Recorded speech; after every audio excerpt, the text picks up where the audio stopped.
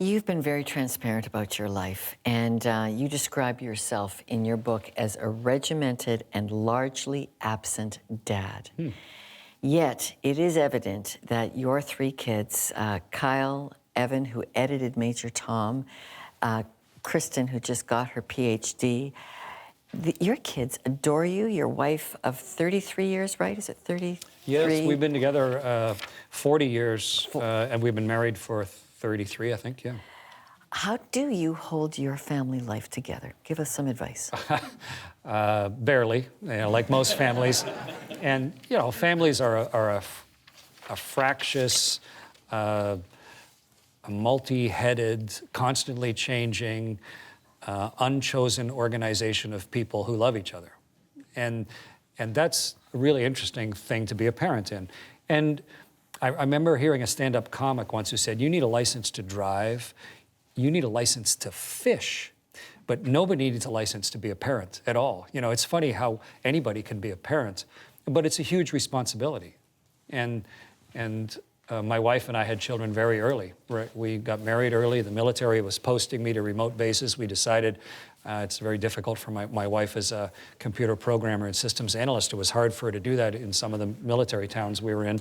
So we had children early, and it was a struggle. I came from a family with 5 kids. She was and 2 parents. She was an only child raised by a single mom. Very different sense of normal, and it was extremely hard on her. I was working really hard at my military commitments. 3 children. At one point, our children were 3, 1, and 0. So it was madness in our house, and we figured out ways to deal with it. We didn't have very much money, a second lieutenant in the Air Force, but over the years, we I think came up with ways to make all that work, and how to give each other both support and independence, and how to recognize that just because you have a solution, it's not the only one, and to recognize that the family has a phase, and that phase might last 3 months, and then that phase may last a week, and then suddenly the whole balance and chemistry of the family's changed because someone's learned something or grown up a little bit or is involved in some new activity, and it's constantly shifting. And I think maybe, at least from my myopic perspective, it's just as important to consider what you're doing on the way to work and getting ready for how you're going to face your workday as it is on the way home to think about how you're going to face what's happening this evening and how to make that productive.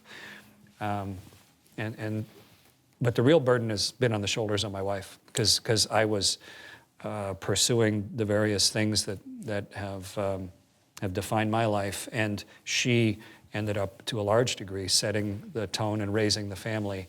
And much to her credit, we have 3 happy, healthy, successful, really interesting children that are all now about 30 years old.